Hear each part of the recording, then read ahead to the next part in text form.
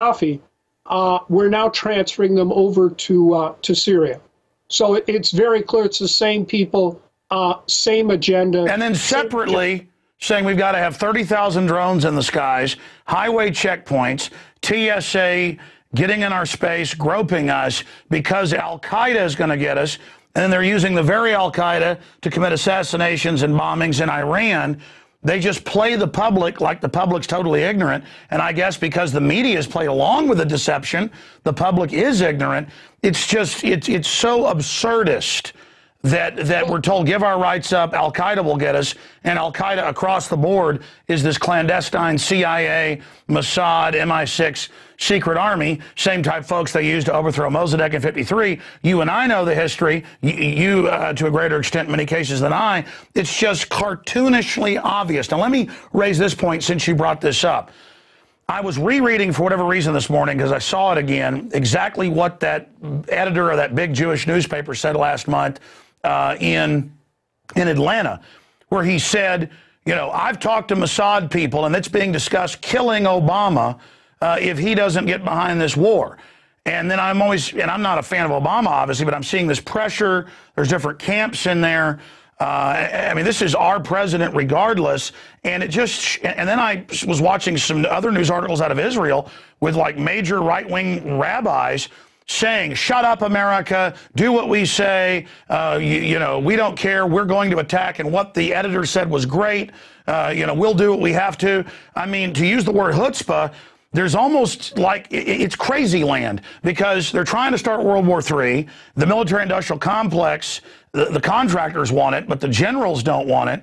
And then I get emails and calls and things, and I'm pretty much neutral on Israel. I want Israel to be peaceful and happy. I'm not anti-Israel. And I get threats now. You better shut up and get behind this traitor. I mean, it's really creepy to watch because reading what the editor said and others, it shows a level of confidence that is frightening because it is obviously insane. And I know that's a rant. It's just that you can feel World War III. You can see it. The Russians are sending in Spetsnaz. The Iranians are sending in troops. Nuclear weapons are getting moved around. The Chinese are saying brace for war. Even in the Cold War, I've studied it. You lived it.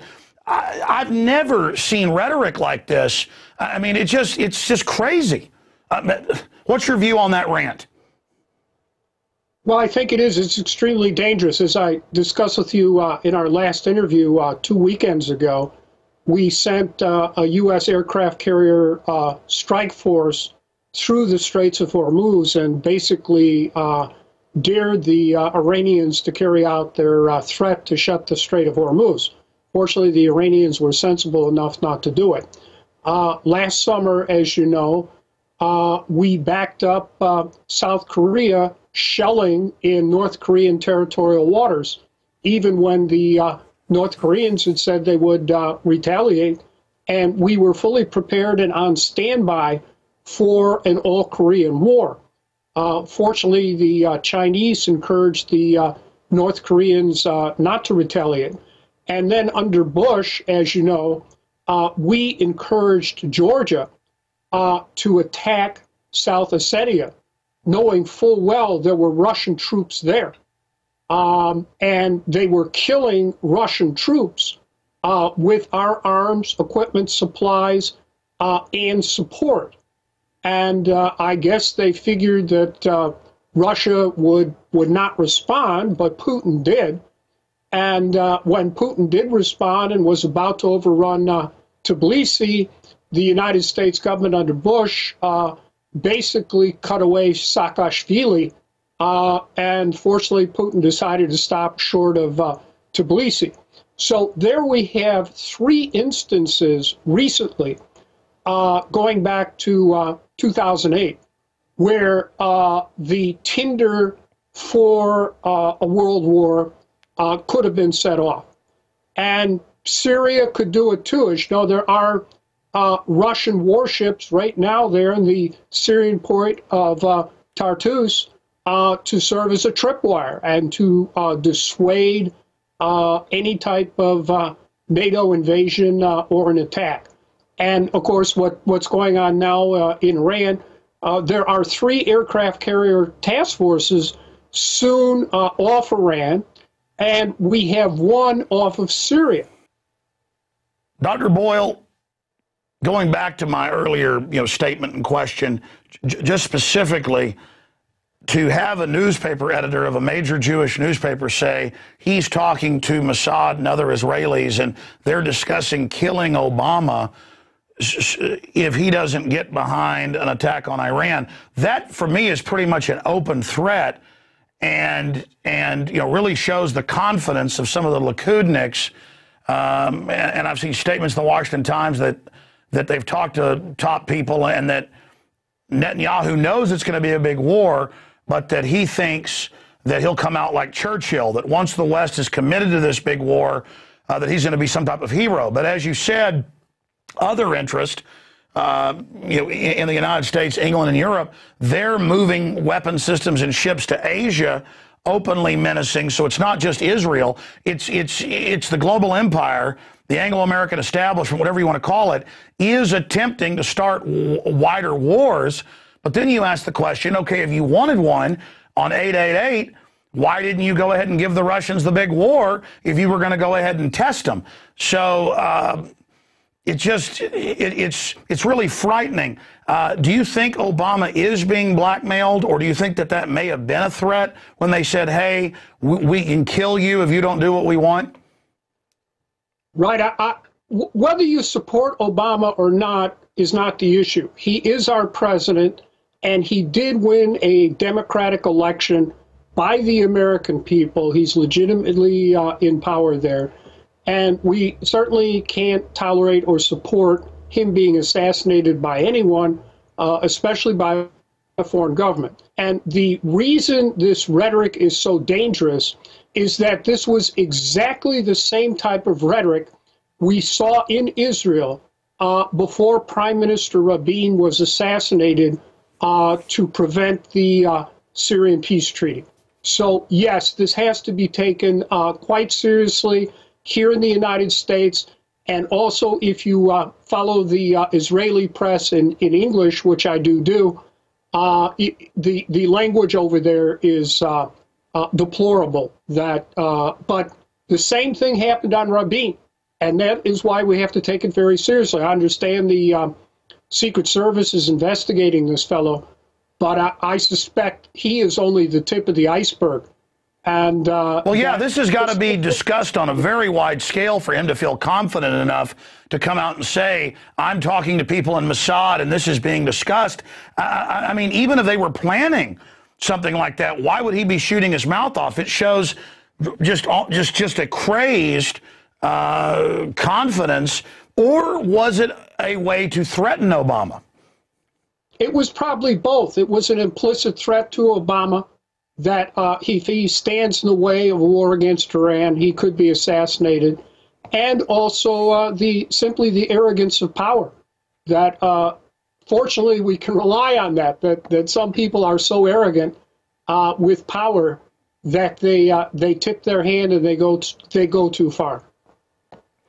So wow. I mean, we have to take this threat quite seriously, because it was the same type of rhetoric that preceded the murder and assassination by Rabin all over Israel, and Likud was actively participating in that rhetoric, and it basically inciting the murder and assassination of Rabin to prevent a peace treaty with Syria and any further development of a peace process. And I can assure you, being at the Middle East peace negotiations, I advised both the Palestinians and the Syrians. We could have had peace and this whole issue wrapped up peacefully if Rabin had not been assassinated, had won that election, had concluded that peace treaty with Syria, moved on to Lebanon, and then a final agreement with the Palestinians. That could have all been done, by I don't mean to speak quickly here, but certainly the peace treaty with Syria was ready to go in late 1995. What is Likud's, for people that haven't studied it like you, a person who's been involved in all this, what does Likud really stand for? I mean, they just want to keep basically a quasi-military state in Israel where they can get their no-bid contracts and things, kind of like our military-industrial complex? Well, they want the whole West Bank, all of Jerusalem, and the Golan Heights for starters. Whether they really want to move on to Jordan from there, I can't say. As you know, the sentiments in Israel is like, you know, let's also move on to Jordan. Some of them do believe that Jordan is given to them by God as well. But I think Likud right now just wants all that territory to themselves, and all the rest is simply rhetoric. As long as Likud was in power, there was never any good faith negotiations with anyone under these peace negotiations, sponsored, by the way, by the United States government. It really took place under Rabin and Labor. And remember, Rabin was a general, and I think I'm not saying he was necessarily a highly principled man, but he was strategic, and he could view it as a military situation that peace was in Israel's interest. So let's cut a deal here. But he was offed. That was that, and that is the dangers with this rhetoric, these threats to Obama. It happened to Rabin. It could happen to Obama, sure. And of course, I deplore that. But you could imagine the chaos that would be set off in this country if the president were to be assassinated by anyone. Well, obviously, it's going to be a USS Liberty or Lavon affair type deal. I mean, if the Mossad or somebody did kill Obama, they're going to make it look like Arabs did it or some right-wing group here domestically. I mean, I don't see elements in Israel killing Obama and then actually, actually taking the blame themselves for it. What's your view on that statement? Well, we do know that in the first bombing of the World Trade Center, not the 9/11 one, there was a Mossad agent running it by the code name of Cindy. You can even read that in the New York Times. And she disappeared. No one knows what happened to her. So I think you're right that they will not do this directly. They would use Arabs or others as front people and stand back. Right. So, I mean, Obama is a Manchurian candidate type of person. They would get. Yeah. Yes. I mean, Obama is losing value by the minute for the establishment.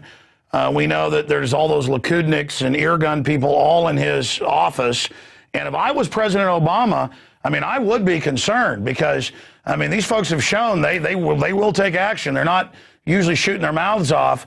And let me tell you, I'm actually worried about Obama because that could be a false flag. I've always said killing Obama could be a false flag. And it can be done by, any of these special interest groups. I don't have an obsession, with blaming Israel and perseverating all day, but you've got to point out, you've got to be honest, Israel right now is at the center of the storms that are swirling around and demanding this Iran situation.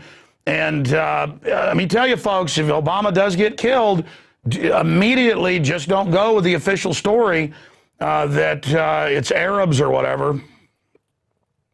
Right. I think it would be a catastrophe if anything were to happen to Obama, and we would see a massive escalation of the police state here in the United States as well. So it's a very dangerous situation indeed.